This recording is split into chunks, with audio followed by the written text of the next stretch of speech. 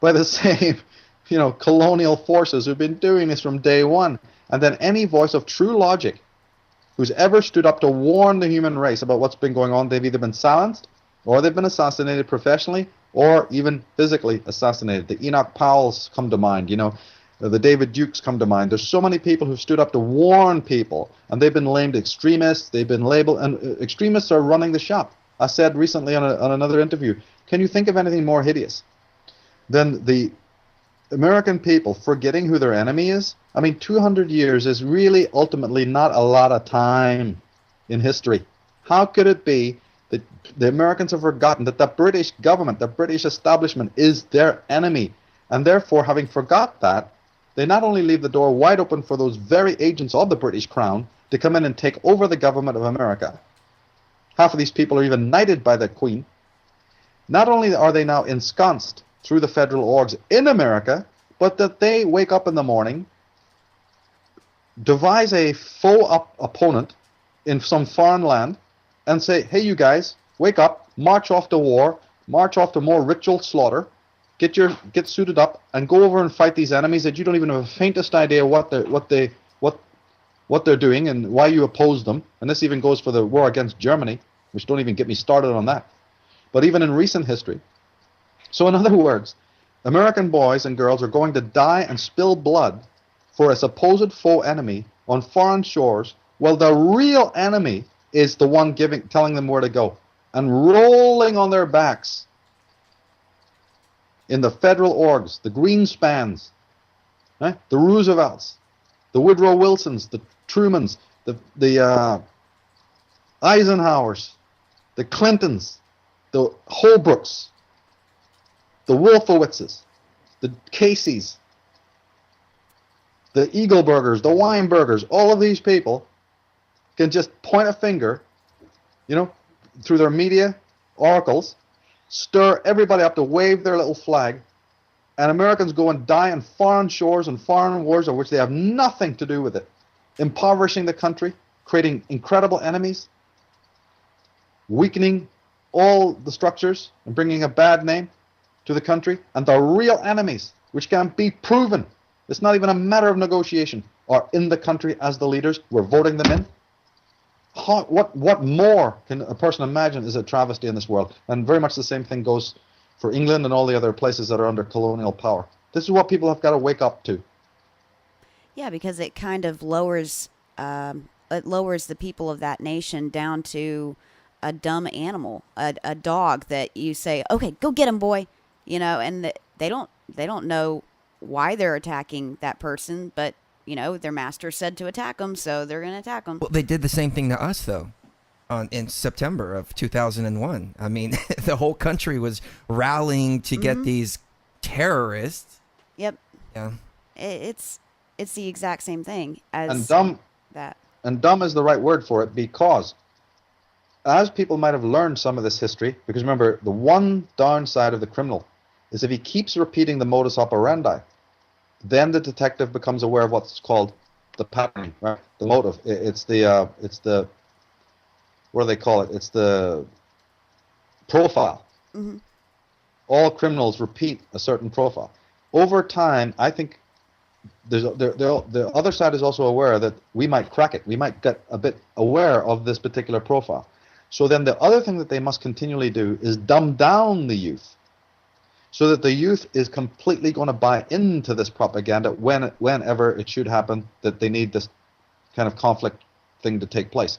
If you have an educated class coming out of universities and schools that know a bit about history and might in fact know that, wait a minute, we kind of did this 10 years ago, or we did this 50 years ago, or wait a minute, this is repeat. Well, that's not going to work, and eventually people will give up because they'll know what's going on. But the answer to that is to dumb down people with a lot of false history on television, through PBS and through all of the other oracles, or this over-romanticized, kind of Clive Burns rubbish, or whatever his name is, this PBS type of faux romantic historization. Right. Or it's just completely dumbed down people so they don't even have a faintest idea.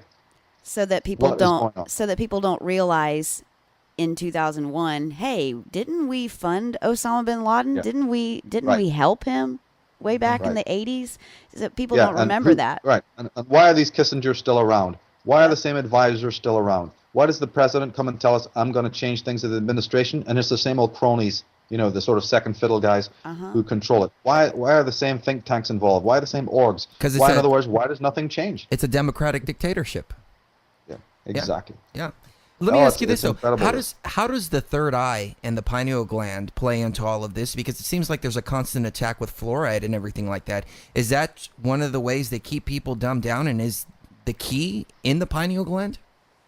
Yeah, not only with fluoride and those kinds of poisons like aspartame and these things, but also by the use of light.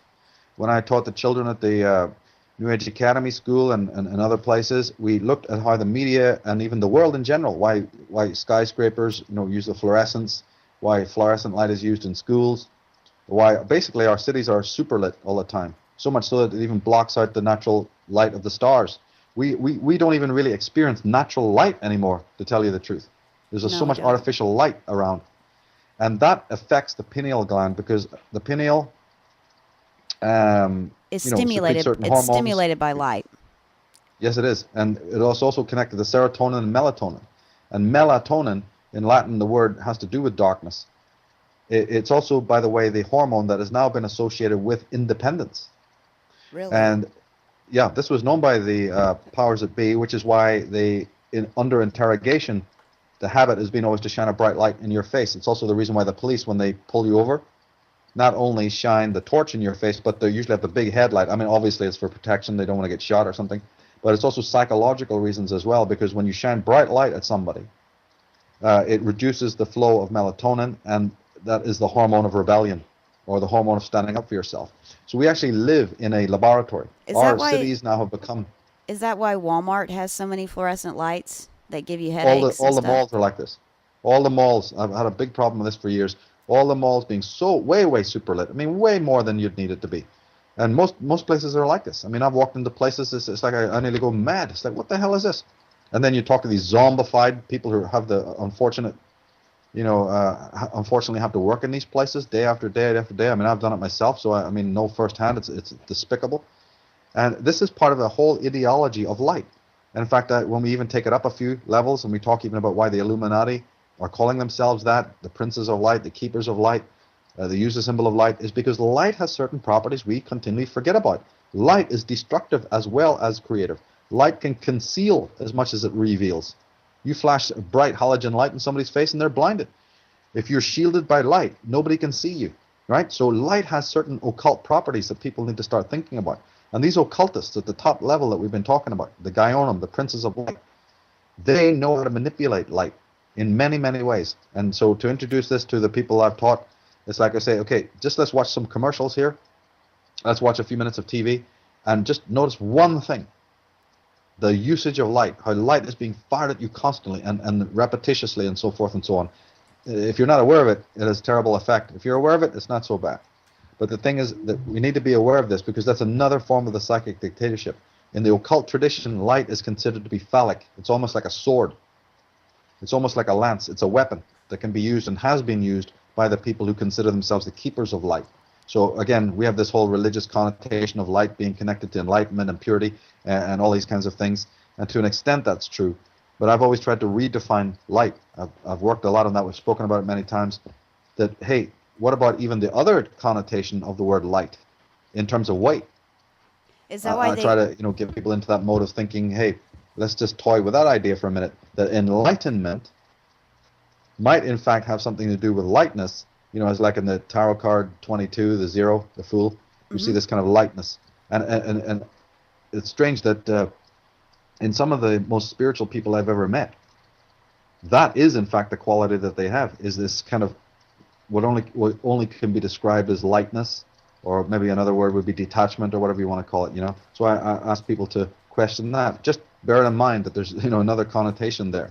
Is that why they call Lucifer the light bearer?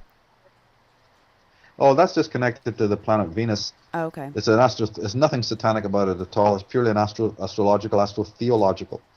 Luz being light, Fera meaning the holder of the light, the keeper of the light. It was actually the full name was Diana Lucifera. Do you know that? No, I didn't know that. Yeah. There's a big controversy right now in I guess around